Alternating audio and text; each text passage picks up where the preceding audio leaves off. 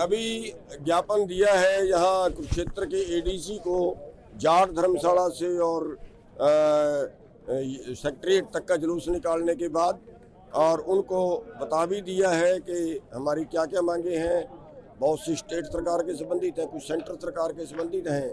तो उसका 23 मार्च तक का हमने टाइम दिया है कि या तो 23 मार्च तक हमारी समस्याओं पे विचार हो जाए, और वरना 23 मार्च को जो अगला फैसला होगा वो कड़ा फैसला होगा।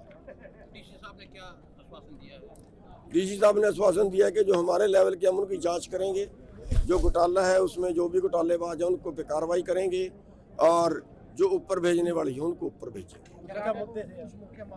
आज की जो मुख्य मांगे हैं वो सबसे बड़ा तो धान घोटाले की बात है, उसमें बहुत से पॉइंट है जिनकी जांच करने को हमने बोला है, और जो फसल खराब है उसके मुआवजे की बात है, और अस्पतालों के अंदर जो लूट है, 2 रुपए की गोली 200 में बेच रहे हैं, आधे ऑपरेशन बिना उसके कर रहे हैं जरूरत के, और या और भी कई तरह की लूटें हैं। प्राइवेट स्कूलों के अंदर लूट है, 5 साल के बच्चे का 5,000 रुपये महीने का खर्चा हो गया है।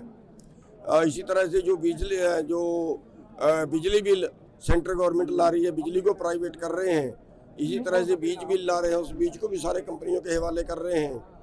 किसानों के कर्जा मुक्ति की मांग है, और सबसे बड़ी मांग जो बाहर से आयात कर रहे हैं उस पे से आयात कर हटा रहे हैं।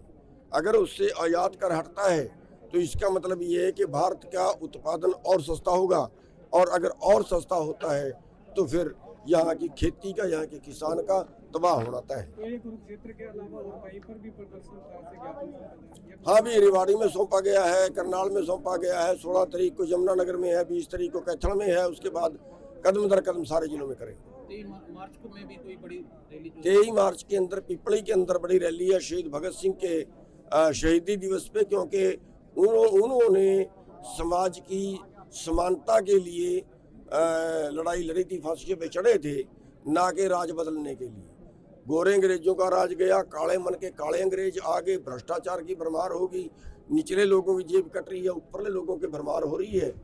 तो उस चीज़ का मुकाबला करने के लिए जो है हमने उनके शहीदी दिवस पे बड़ा प्रोग्राम रखा है, और अगला निर्णय कि हमने क्या लड़ाई देश के अंदर शुरू करनी है 23 मार्च को ही लिया जाएगा।